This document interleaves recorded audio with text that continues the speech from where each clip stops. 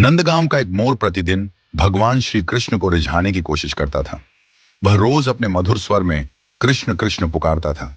हर सुबह से लेकर शाम तक वह पेड़ की शाखाओं पर बैठकर श्री कृष्ण का नाम गाता, लेकिन उसकी पुकार पर भगवान श्री कृष्ण ने कोई ध्यान नहीं दिया। मोर के दिल में निराशा छा गई।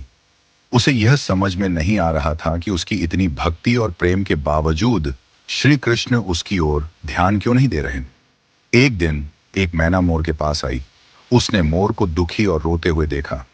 मैना ने उससे पूछा, तुम क्यों रो रहे हो भाई मोर? तुम्हारी आंखों में आंसू क्यों हैं? मोर ने अपनी व्यथा सुनाई और कहा, मैं इतने दिनों से श्री कृष्ण को पुकार रहा हूं।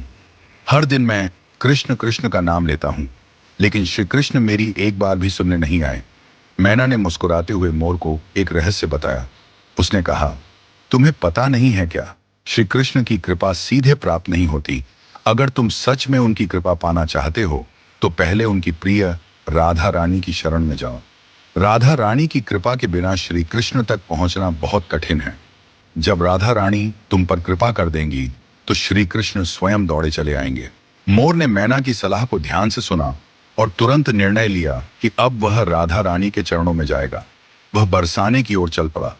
बरसाना, जहां राधा रानी का निवास स्थान है, वहां पहुंचकर मोर ने राधे राधे का नाम लेना शुरू किया।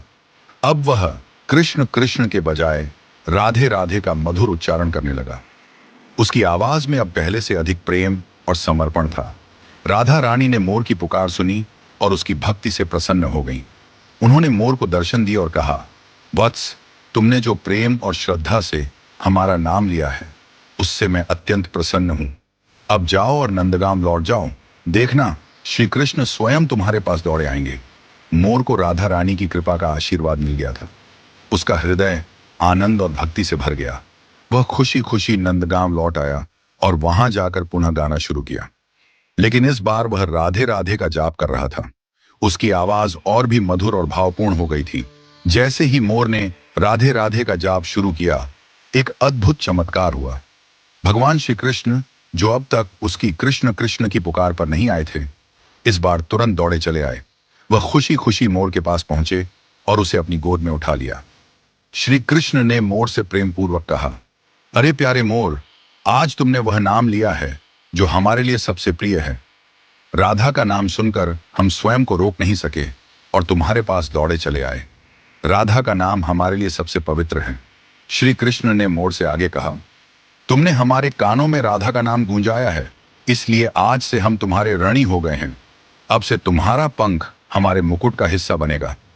यह कहकर श्री कृष्ण ने मोर के सुंदर पंख को अपने मुकुट में सजा लिया। तभी से मोर पंख श्री कृष्ण के मुकुट का एक अभिन्न अंग बन गया। यह कथा हमें एक गहरा आध्यात्मिक संदेश देती है। राधा रानी का नाम केवल उच्चारण मात्र नहीं है, बल्कि यह प्रेम, भक्ति और समर्पण का प्रतीक है।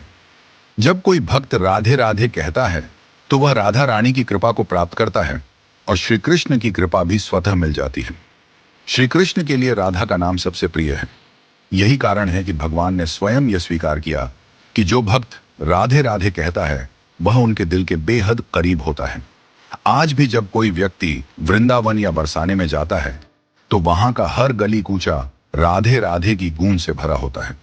वृंदावन के भक्त कहते हैं, जो वृंदावन धाम में रहता है और राधे राधे का नाम लेता है, उसे श्री कृष्ण की कृपा अवश्य प्राप्त होती है।